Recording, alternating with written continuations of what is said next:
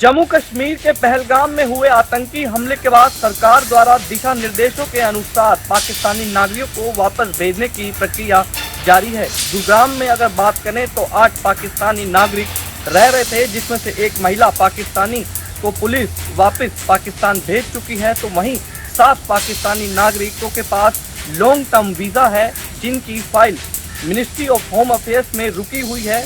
वहीं पुलिस द्वारा जैसे ही मिनिस्ट्री ऑफ होम अफेयर्स से कोई दिशा निर्देश आएंगे, उसके बाद ही आगे की जांच जो है वो की जाएगी। वहीं गुरुग्राम पुलिस आयुक्त ने सभी थाना प्रभारियों को आदेश दिए हैं कि सरकार के दिशा निर्देश के अनुसार पालन करें और शहर में शांति व्यवस्था बनाए रखें। पानीपत में दोस्त की मजाक में हुई हत्या।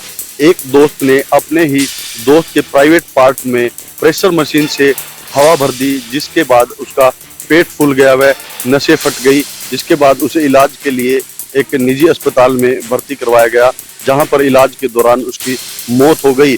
बता दें कि जब यह पूरी घटना हुई उस समय फैक्ट्री का मालिक व इंचार्ज भी मौके पर था। फिलहाल पुलिस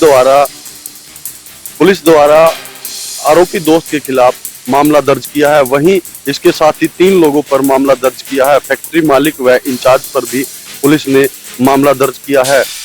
बता दें कि मृतक 18 वर्षीय कन्हैया कानपुर का रहने वाला था, जो कि अभी कुछ दिन पहले ही काम करने के लिए पानीपत आया था। मुख्यमंत्री नायब सैनिकी होटल में 30 अप्रैल को होने वाली जनसभा को लेकर यहाँ जोरदार तैयारियां की जा रही हैं। वहीं भाजपा की गुटबाजी भी सामने आ रही है। भाजपा कार्यकर्ताओं द्वारा लगाए गए नेताओं के सम्मान में हुडंगों में जहां खेल मंत्री गौरव गौतम का फोटो नहीं है, वहीं कई हुडंगों में जिला अध्यक्ष विपिन वैसला का फोटो भी दिखाई नहीं दे रहा, जबकि पड़ोसी राज्य उत्तर प्रदेश के मंत्री लक्ष्मी नारायण के फोटो साफ दिखाई दे रहे हैं, जिससे साफ पता चलता है कि भाजपा में गुटबाजी किस चरम पर है। यह कोई पहला मामला नहीं है। पलवल में पहले भी केंद्रीय राज्य मंत्री कृष्णपाल गुर्जर का गौरव गौतम द्वारा एक उद्घाटन स्थल पर लगाए गए पट पर नाम सामने नहीं आया, जिससे यह गुटबाजी अब और बढ़ती दिखाई दे रही है। अब देखना यह होगा कि 30 अप्रैल को होने वाली मुख्यमंत्री की जनसभा पर इस गुटबाजी का क्या असर दिखाई देता है। डबवाली शहर की पार्किंग की मांग को लेकर दुकानदारों का चौथे दिन भी धरना रहा जारी। जानकारी के मुताबिक डबवाली शहर की वर्षों पुरानी मांग को लेकर आक्रोशित दुकानदारों ने रोजाना सांकेतिक धरने की शुरुआत की है, जहां पर विभिन्न राजनीतिक संगठनों की ओर से दुकानदारों को समर्थन दिया जा रहा है। तो पूर्व में रहे मुख्यमंत्री मनोहर लाल खट्टर ने डबवाली में रैली कर सड़क चौड़ीकरण और पार्किंग को मंजूरी दी थी, मगर ये प्रोजेक्ट सिरे नहीं चढ़ पाया। वहीं दुकानदारों की मांग है कि डबवाली शहर के कॉलोनी रोड और बस स्टैंड रोड पर ग्राहकों के साथ साथ आमजन को भी वाहन पार्किंग करने में खासी दिक्कतों का सामना करना पड़ता है। जहां शहर की पुलिस की ओर से नो पार्किंग वाहनों के चालान काटे जाते, तो वहीं पर शहर में रेलवे को छोड़कर कोई भी पार्किंग की व्यवस्था न होने के चलते शहरवासी परेशान है। ऐसे में दुकानदारों ने अब रोजाना सुबह 9 से 11 बजे तक सांकेतिक धरने देने का ऐलान किया है। दुकानदारों ने मांग की है कि डबवाली के रोडवेज विभाग के पीछे लगती जगह में पार्किंग की व्यवस्था की जाए। फिलहाल अभी तक एनओसी न दिए जाने की वजह से नगर परिषद की ओर से कोई भी कार्रवाई आगे नहीं बढ़ाई गई।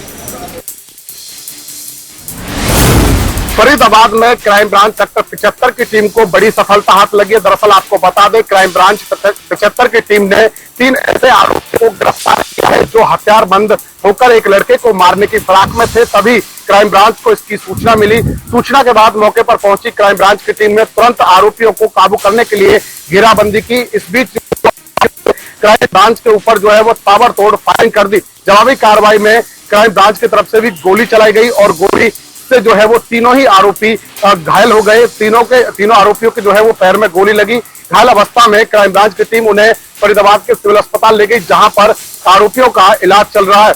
वही जानकारी देते हुए बल्लभगढ़ के एसीपी महेश सौरान ने बताया, तीनों ही आरोपी जो है वो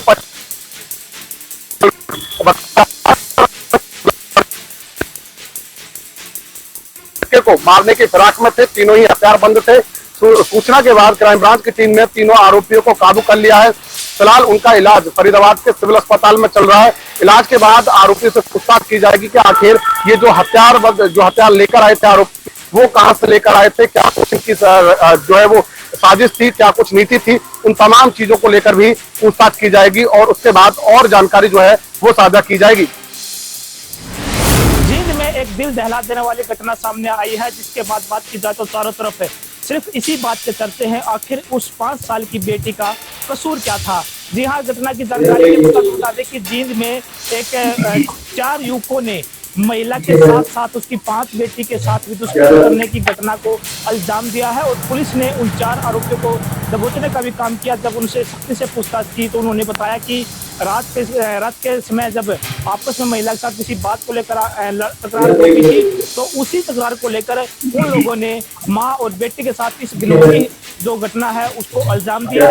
इसके बाद जो 5 साल की जो बेटी है उसकी आरोपियों ने गला घोंटकर उसकी हत्या कर दी, जिसके बाद कल उसका जब पोस्टमार्टम कराया गया तो मेडिकल रिपोर्ट में खुलासा हुआ कि मां के साथ जो 5 साल की बच्ची है उसके साथ भी दरिंदगी हुई है। अब जींद पुलिस ने उन चारों आरोपियों को काबू कर लिया है और पुलिस के अंदर उनको पेश भी किया गया है, जहां पर उनको जुडिकल 1 दिन का रिमांड मिला है। अब और देखने वाली बात होगी कि आगामी दिनों में जो आरोपी हैं और कौन कौन से बड़े राजों का खुलासा करते हैं।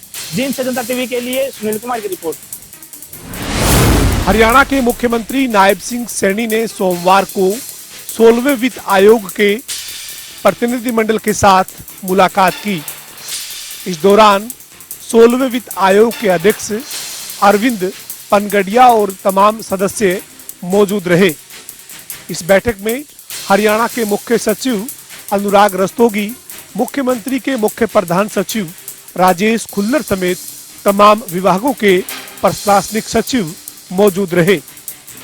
वित्त आयोग के सामने हरियाणा के मुख्यमंत्री नायब सिंह सैनी ने प्रदेश के वित्त मंत्री के तौर पर हरियाणा की आर्थिक स्थिति पर एक पूरी जानकारी रखी।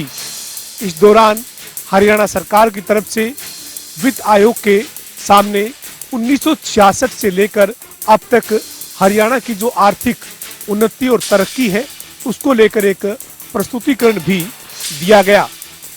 वित्त आयोग के प्रतिनिधिमंडल ने हरियाणा के तमाम जनप्रतिनिधियों से भी मुलाकात की।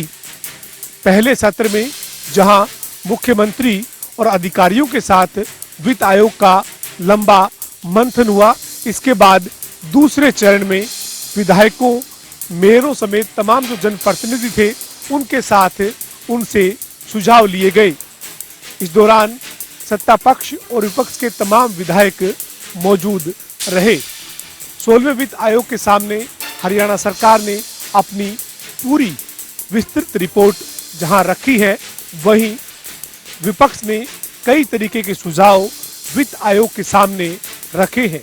इस बीच वित्त आयोग के अध्यक्ष अरविंद पनगडिया मीडिया से भी रूबरू हुए और हरियाणा सरकार की तरफ से जो तथ्य और आंकड़े रखे गए हैं उनका जिक्र किया।